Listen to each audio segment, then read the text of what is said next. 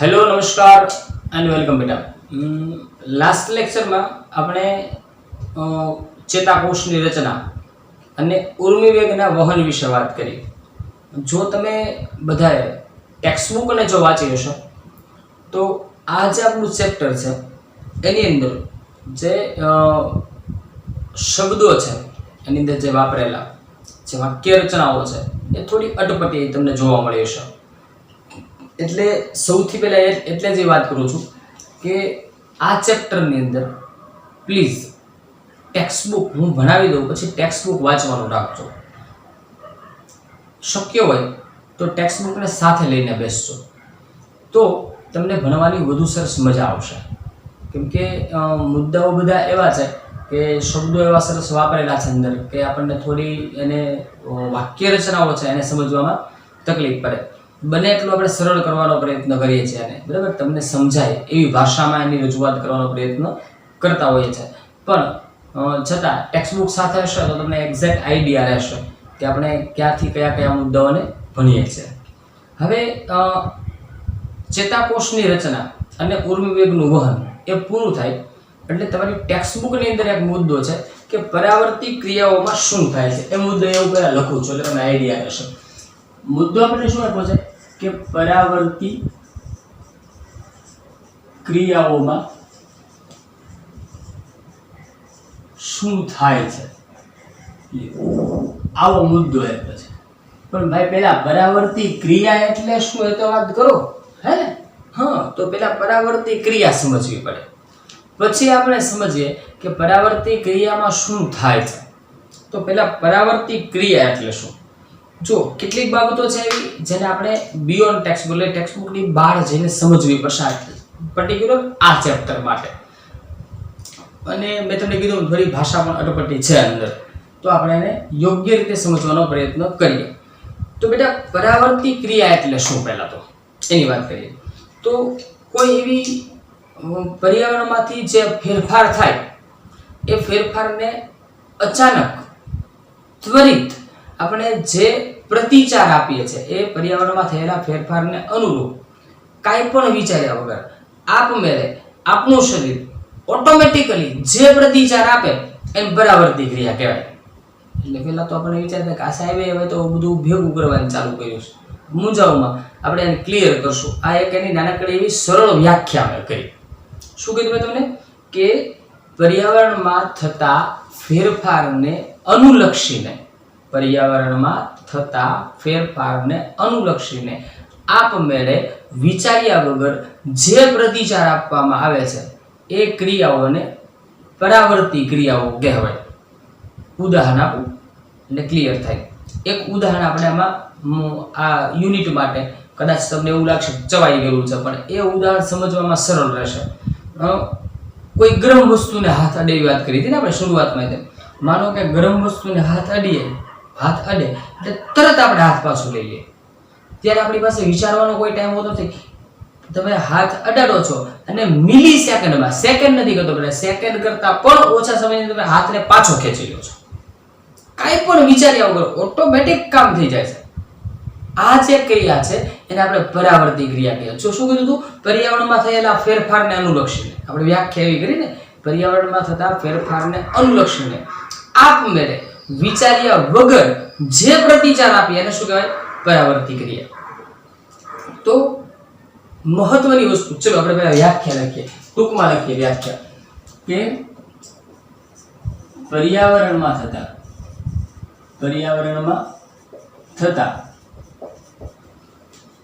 ફેરફારને અનુલક્ષીને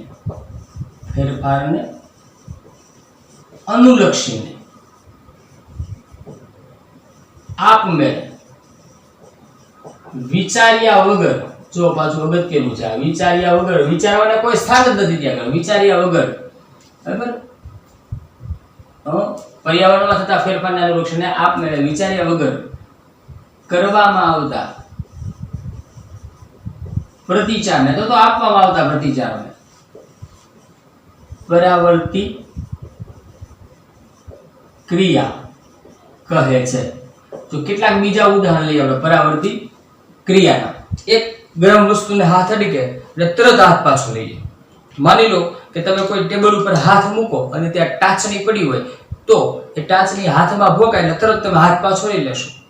આપણે ચાલતા જતા હોઈએ બરાબર, અને માની લો કે પગમાં કાંટો વાગે તો આપણે પગ તરત જ ઊંચો લઈ લઈએ છીએ. શા માટે? જો એમાં કોઈ વિચારવાને સ્થાન નથી, વિચાર્યા વગર કરેલી પ્રતિક્રિયાઓ છે બધી, એને આપણે પરાવર્તી ક્રિયા કહીએ છીએ. તો આ પરાવર્તી ક્રિયામાં શું થાય છે, એવી કઈ ઘટના બને છે, ત્યાં શું ઘટનાઓ બને છે કે આપણે આ સરસ મજાની આવી બધી ક્રિયાઓ કરીએ છીએ, એમ અહીંયા સમજવાનું છે. ટેક્સ્ટ બુકની અંદર કેટલાક ઉદાહરણ આપ્યા છે. એમાં તો એમ કીધું છે કે પ્રતિચાર સ્વરૂપે, આમ સીધો શબ્દ છે હું જે બોલું છું, પ્રતિચાર સ્વરૂપે આપણે બસમાંથી, પ્રતિચાર સ્વરૂપે હું બસમાંથી કૂદી ગયો, આવું લખ્યું છે અંદર. એ મુદ્દાઓ લખું થોડાક જરાક આ યોગ્ય કેવા લાગે જોજો તમે. પ્રતિચાર સ્વરૂપે હું બસમાંથી કૂદી ગયો. હવે કેવી પરિસ્થિતિ છે કલ્પના કરો. માની લો કે અહીંયા શું શબ્દ, આવું ટૂંકું વાક્ય આપ્યું છે પણ એને આપણે થોડું સમજવું પડશે. શું કહેવાનો અર્થ છે કે માની લો કે ભાઈ કોઈ ભાઈ હશે અને બસમાં બિચારો ઊભો હશે કે બેઠો હશે કે જે કાંઈ હોય, પણ એને કોઈ એવી પરિસ્થિતિ દેખાણી કે ભાઈ આ બસ તો હવે જવાની છે, એનો એક્સિડન્ટ થવાનો છે કે બસ તો ઢળી પડવાની છે, કાંઈક હશે. એના કારણે એ પોતાની જાતને બચાવવા માટે વિચાર્યા વગર કૂદી જાય. આવી ઘણી બધી ઘટનાઓ જોવા મળે છે બરાબર ને. એની સિવાય બીજું કીધું છે આગની જ્વાળામાંથી હાથને પાછો ખેંચી લેવું. હમણાં આપણે વાત કરી આગની જ્વાળામાંથી હાથને પાછો ખેંચી લેવું. ભૂખ લાગવાથી મોંમાં પાણી આવવા લાગવું. જો છે ને આગની જ્વાળામાંથી હાથ પાછી ખેંચી લેવો. જો આ બધી ઘટનાઓ કે આગની જ્વાળામાંથી હાથ પાછો ખેંચી લેવો બરાબર. એની સિવાય પછી ભૂખ લાગવાથી મોંમાં પાણી આવવું. આ બધી જ ઘટનાઓ આ ઓટોમેટિકલી આ ઘટનાઓમાં આપણા પોતાના વિચારને, આપણી કોઈ પણ વિચાર શક્તિને અથવા તો આપણા નિર્ણયને કોઈ જ મહત્વ નથી. આ બધી જ ઘટનાઓ એવી છે ઓટોમેટિક થાય જ. આ ક્રિયાઓ છે એને આપણે પરાવર્તી ક્રિયા કહે છે. તો સામાન્ય રીતે આપણે વિચારીએ તો અહીંયા આગળ આ બધી ક્રિયાઓ વખતે આપણે કોઈ વિચાર કરતા નથી. જો આટલું મેં બોર્ડ ઉપર લખ્યું છે બેટા, પણ ખરેખર આજનો લેક્ચર છે ને સત્સંગનો છે, કદાચ એક પણ મુદ્દો અહીંયા નહીં લખું તો ચાલશે એવું છે. આ બધી ઘટનાઓ શું થાય કે ખરેખર આપણે આ બાબતમાં કઈ વિચાર જ કરતા નથી. ગરમ વસ્તુને હાથ એટલે હાથ પાછો લેવાય જ જાય બરાબર ને. ટાચણી ઉપર હાથ પડે એટલે હાથ પાછો આવી જ જાય, પગમાં કાંટો વાગે એટલે પગ ઊંચો થઈ જ જાય, ઓટોમેટિક થાય. એમાં આપણા વિચારને કોઈ પણ સ્થાન નથી. આ ક્રિયાઓ પર આપણું કોઈ પણ પ્રકારનું નિયંત્રણ નથી. એ ઓટોમેટિક થાય જ બરાબર. તો ખરેખર ઉદાહરણથી આગળ વધીએ પાછા કે આગની જ્વાળાને અડકવાની જે ક્રિયા છે, કોઈ ગરમ વસ્તુને અડવાની જે ક્રિયા છે, ત્યારે ખરેખર આપણે જે પ્રતિચાર કરીએ છીએ, આપણે જે હાથ પાછો ખેંચી લઈએ છીએ, એ પ્રક્રિયા છે એને જો વિચારવાની પ્રક્રિયાની સાથે સાંકળીએ તો શું થાય કલ્પના કરો છો. ત્યારે આપણે વિચારીએ તો શું હોય, શરીરની રચના કેવી હોય બરાબર. એના આધારે આપણે એક સામાન્ય ખ્યાલ મેળવવાનો પ્રયત્ન કરીએ. માનો કે હું મારો હાથ તપેલીને અડે છે, ગરમ તપેલી છે, એને મારો હાથ, કોઈ ગરમ વસ્તુ છે એને મારો હાથ અડે છે.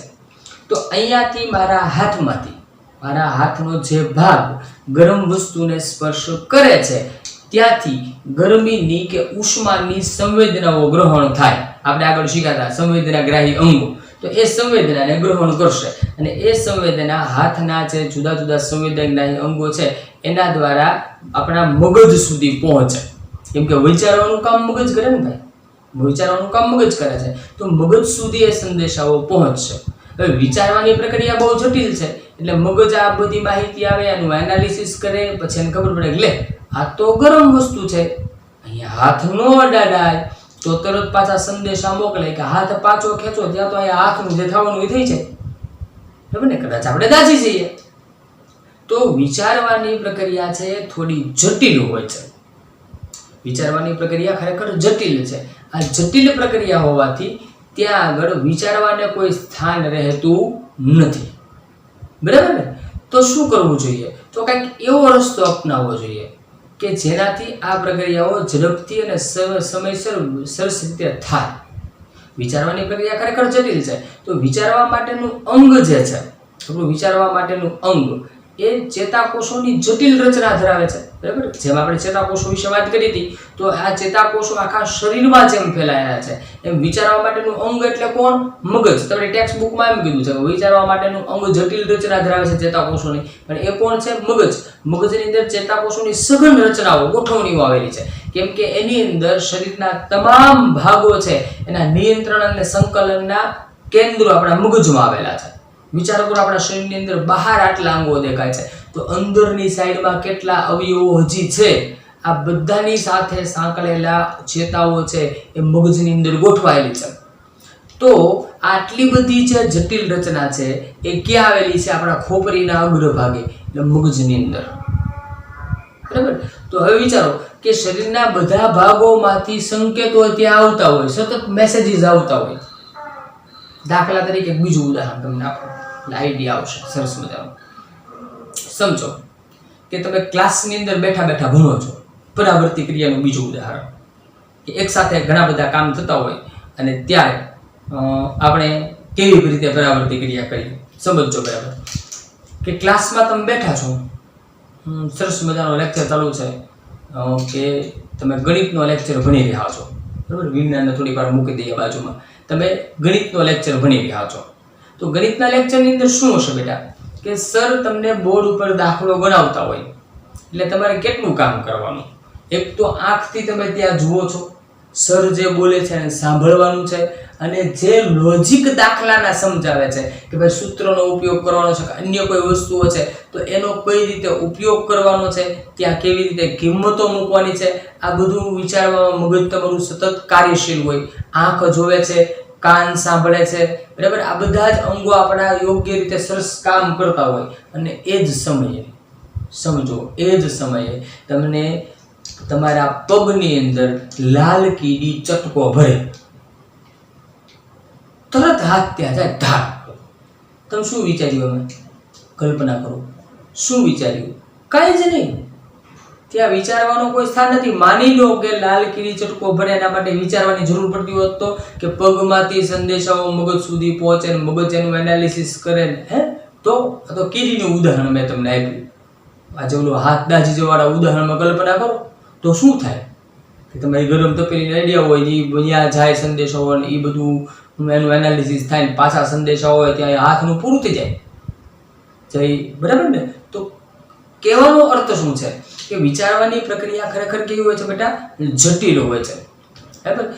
પછી આ મગજ વિચારે, એ સંકેતોને ગ્રહણ કરે, વિચારે, પછી ત્યાંથી પાછા આદેશ મોકલે ઓલા સ્નાયુઓને, હાલો ભાઈ હાથ દૂર લઈ લ્યો. તો ત્યાં સુધીમાં તો ઘણું બધું મોડું જ જાય, અને ત્યાં સુધીમાં શરીરને નુકસાન થવાની પણ શક્યતા રહેલી હોય છે. બરાબર ને? તો શું થવું જોઈએ? શું થવું જોઈએ? આ પરાવર્તી ક્રિયાની અંદર એવી કઈ ઘટનાઓ બનવી જોઈએ કે જેથી કરીને ઝડપથી આપણે પ્રતિચાર આપી શકીએ? એવું વિચારવાનું છે ને. પરાવર્તી ક્રિયામાં શું થાય છે? આપણો મુદ્દો એ છે, યાદ રાખજો, હું એને સમજાવવાનો પ્રયત્ન. તો ત્યાં શું થવું જોઈએ? કઈ ઘટનાઓ બનવી જોઈએ? તો વિચારવાનો કોઈ ત્યાં આગળ મહત્વ રહેતું નથી, કેમ કે એમાં સમય વધુ લાગે છે. સમય વધુ લાગે તો આપણે દાઝી જવાની શક્યતાઓ રહેલી છે. તો આપણું શરીર આ સમસ્યાનો ઉકેલ કઈ રીતે મેળવે છે? ચલો તો એક વિચારીએ. માની લો કે આપણે એક નાનકડી આકૃતિ દ્વારા તપેલીનું ઉદાહરણ, એની જ વાત કરીએ ફરી પાછા. હજી આગળ આપણે ભણવાનું આવશે. આપણે તપેલીનું ગરમ તપેલીને આપણે જે હાથનું ઉદાહરણ છે ભૂલવા નથી, આ ગરમ તપેલી. બરાબર? હવે માનો કે અહીંયા બહુ સારી આકૃતિ બેઠા ત્યાં બનાવવા નહીં રહું, આપણે ખાલી સમજાય એટલા માટેની વાત છે. બરાબર? તો અહીંયાથી આપણો હાથ છે, કલ્પના કરો આ હાથ છે. બરાબર? આ હાથ, બરાબર, આ હાથ આપણા ખભા સાથે જોડાયેલો હોય. બરાબર? અહીંયા આપણું અંગ છે, આપણું શરીર છે. બરાબર ને? આ તમારું શરીર છે. રેડી? કલ્પના કરવાની છે ખાલી, આવડો મોટો હાથ નગર હોય નહીં. હો પણ આપણે ખાલી કલ્પના કરીએ છીએ કે શું હોઈ શકે આના માટેની વ્યવસ્થા. તો આપણે કંઈક એવી વ્યવસ્થા ગોઠવવી જોઈએ કે અહીંયાથી જ્યાંથી આ એક ભાગ, અહીંયાથી માની લો કે આ ચેતા છે એ અહીંયા આવે અને અહીંયાથી આ મગજ આપણું, અહીંયા મગજ એની સાથે જોડાયેલી આપણી કરોડરજ્જુ, બરાબર. અહીંયાથી આ ચેતા છે ક્યાં જાય છે? મગજમાં જાય છે. કઈ છે? સંવેદનાગ્રાહી ચેતા. જે જો યાદ રાખજો, સરસ મજાની વાત અહીંયા આ નોંધવા જેવી બાબત છે, લખીએ કે જે ચેતાઓ સંવેદનાઓ ગ્રહણ કરે, જે ચેતાઓ સંવેદના ગ્રહણ કરે એને સંવેદી ચેતા કહેવાય. તો અહીંયા લખીએ સંવેદના ગ્રહણ કરે એ બધી જ ચેતાઓને કેવી સંવેદના કહેવાય? સંવેદી ચેતા કહેવાય.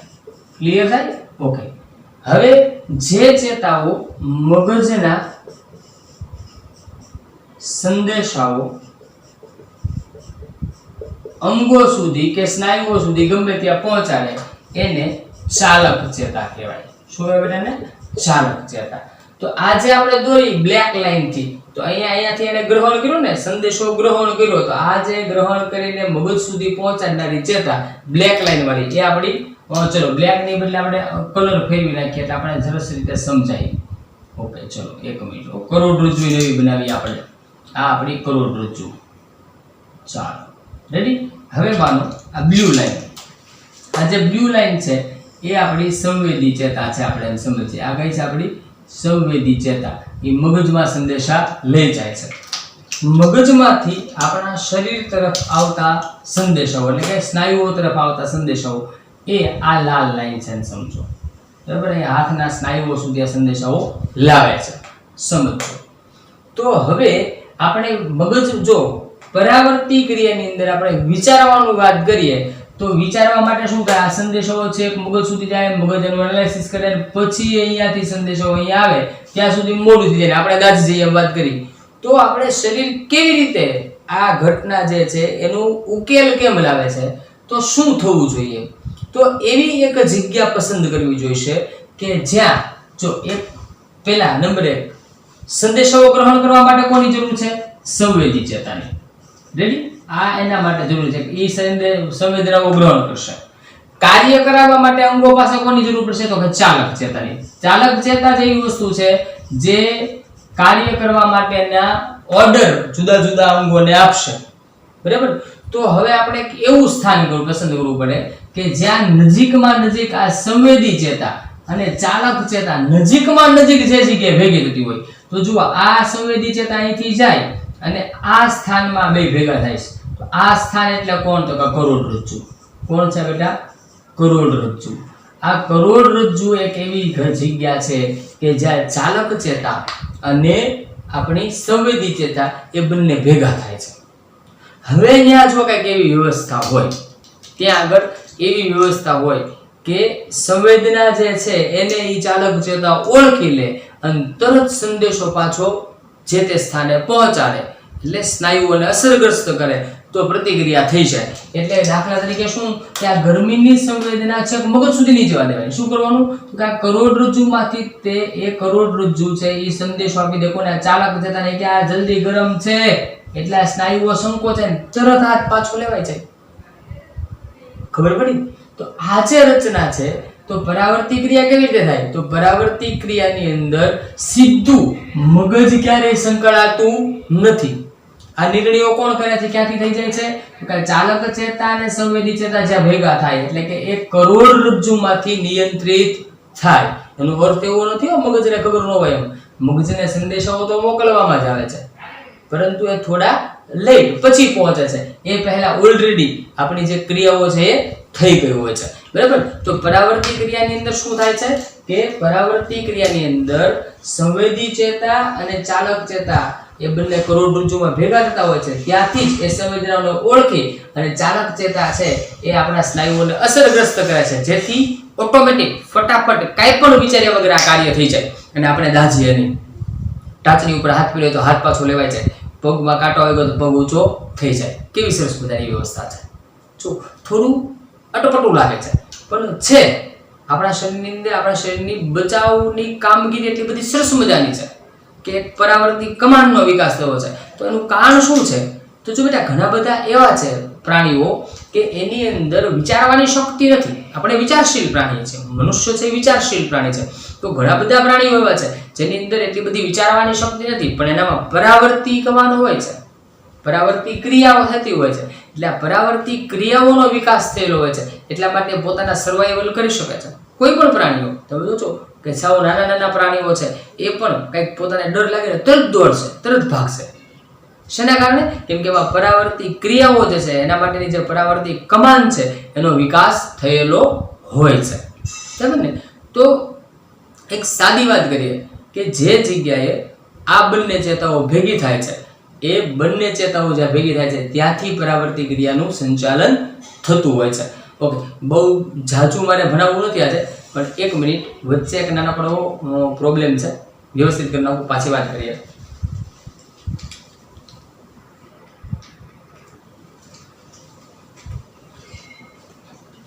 ઓકે બેટા, તો પાછા આપણે જે વાત કરતા ત્યાં આવી છીએ. હું એમ કહેતો હતો કે આ પરાવર્તી ક્રિયામાં શું થાય એની આપણે ચર્ચા કરતા હતા. તો દરેક ઘટનાઓ આપણે જે જોઈ, દરેક ઘટનાઓ જે આપણે જોઈ એનો એક સરસ મજાનો વિચાર કરીએ તો શું ઘટનાઓ બને છે કે પરાવર્તી ક્રિયાની અંદર ચોક્કસ પ્રકારની વ્યવસ્થાઓ હોય છે. બરાબર? એટલે એ એવા સ્થાન ઉપર કે જ્યાં કરોડરજ્જુમાં જ્યાં ચાલક ચેતા ને આપણી સંવેદી ચેતા બંને ભેગા થાય છે ત્યાંથી આ ક્રિયાનું સંચાલન થતું હોય છે. ટેક્સ્ટ બુકમાં એક સરસ આકૃતિ આપી છે, એ આકૃતિના આધારે ફટાફટ એને હવે સમજી લઈએ કે આની અંદર શું ઘટના બને છે. તમારી ટેક્સ્ટ બુકમાં ખૂબ ટૂંકમાં આપ્યું છે એટલે આપણે થોડું એને વ્યવસ્થિત સમજવાનો પ્રયત્ન કરીએ. તો દાખલા તરીકે માનો કે આ બાજુ લઈ લો આકૃતિ. જો એટલે ઓલી બાજુ કદાચ વધારે આકૃતિ થઈ હોય તો પ્રોબ્લેમ ન થાય. માની લો કે આ કોઈ એક વાસણ છે, બરાબર? અહીંયા આગળ માર્કર ચેન્જ કરી નાખીએ. આ પરાવર્તી ક્રિયા જે છે એ કેવી રીતે થાય અને પરાવર્તી ક્રિયાની સાથે સંકળાયેલી ઘટના એટલે પરાવર્તી કમાન કોને કહેવાય? એને આલા ભાઈ જણ અંગૂઠા વગરનો થઈ ગયો ભાઈ, એવું ન ચાલે. બરાબર ને? અંગૂઠો તો જોઈએ જ, નહીંતર રેડી. ચલો હવે અહીંયા આગળ જુઓ શું ઘટના છે. હવે હું બ્લુ માર્કર એના વડે પહેલા સૌથી પહેલા આપણે એની એક ચાલક ચેતા બનાવીએ અને એક સંવેદી ચેતા બનાવીએ. ચલો અહીંયાથી આ સંવેદના ગ્રહણ થાય છે, આ સંવેદી ચેતાનો માર્ગ છે. ઓકે, હવે જુઓ કરોડરજ્જુની રચના અહીંયા બનાવીએ તો કરોડરજ્જુ આવી હશે. કરોડરજ્જુનો બેટા હું જે બનાવું છું એ કરોડરજ્જુનો આડછેદ છે. શું છે? કરોડરજ્જુનો આડછેદ.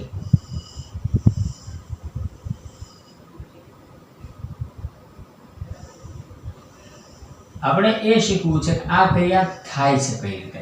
બરાબર?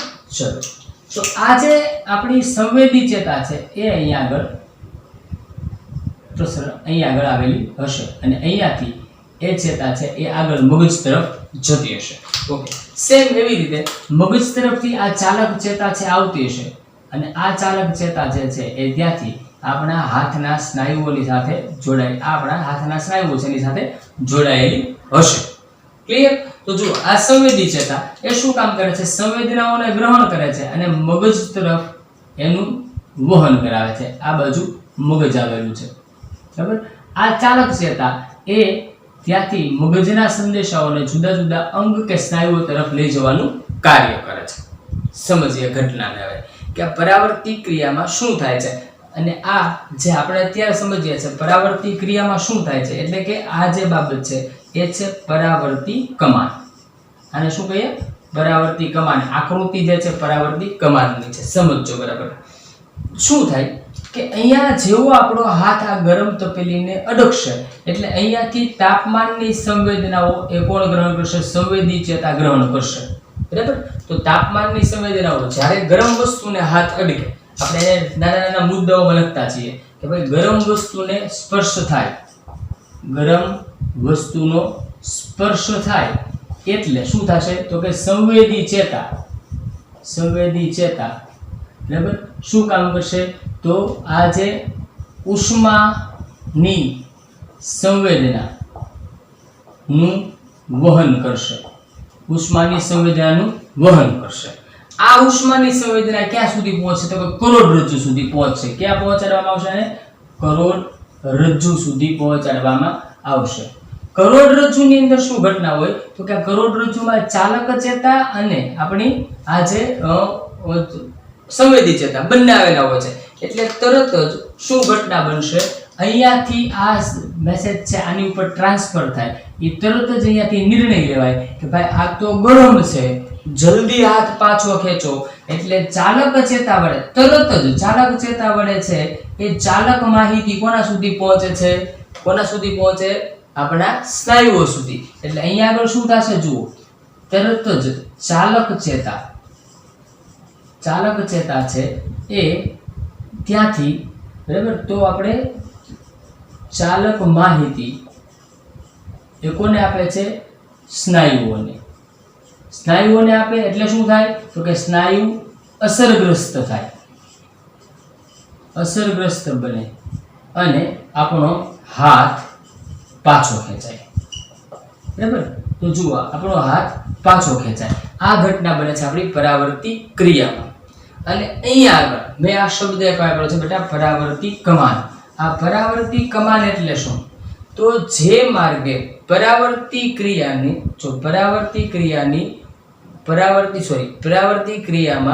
ઉર્મિ વેગનું વહન જે માર્ગે થાય એને પરાવર્તી કમાન કહેવાય.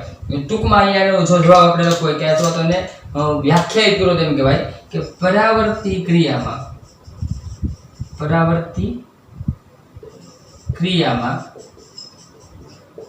ઉર્મિ વેગના વહનના માર્ગને પરાવર્તી કમાન કહે છે. શું કહે બેટા? પરાવર્તી કમાન. જુઓ કેવી રીતે, તો સંદેશાઓ જાય ક્યાંથી? અહીંયાથી સંદેશાઓ જાય આ માર્ગે થઈ અને પાછા અહીંયા આવે. તો અહીંયાથી લઈ અને અહીંયા સુધીનો જે માર્ગ રચાય એને પરાવર્તી કમાન કહેવાય. યાદ રાખજો, એની અંદર સીધું મગજ સંકળાતું નથી, પણ એનો અર્થ એવો નથી કે મગજ બિલકુલ કાર્યરત નથી. મગજને એના સંદેશાઓ પછીથી મોકલવામાં આવતા જ હોય છે. રેડી? તો આ વાત થઈ પરાવર્તી ક્રિયા અને પરાવર્તી કમાનની. તો અહીંયા સુધી આજનો લેક્ચર રાખીએ છીએ. આઈ થિંક ક્લિયર હશે. અને નવા લેક્ચર સાથે જલ્દીથી મળશું. પણ એ પહેલા ફરી વખત સૂચના આપું, એક મુદ્દો મેં ટેક્સ્ટ બુકનો લેવાનો પ્રયત્ન કર્યો છે. એક મુદ્દો, બરાબર, એક વખત એને વાંચજો. કદાચ એવું લાગે તો ફરી વખત એક વખત લેક્ચરને જોઈ લેજો, કેમ કે શબ્દો થોડા એવા છે એટલે તમને કદાચ લાગશે. અને તો ફરી વખત લેક્ચર એક વખત જોઈ લેજો, 100% સમજાઈ જશે. કેટલીક બાબતો મેં ટેક્સ્ટ બુકમાં નથી એવી પણ તમને સમજાવી છે, જેથી કરીને આ મુદ્દાઓને સરળતાથી સમજી શકાય. ટૂંકમાં પરાવર્તી ક્રિયા દરમિયાન શું થાય છે એ ઘટનાને આપણે અહીં આગળ પૂરી કરી. નવા લેક્ચર સાથે જલ્દી મળશું.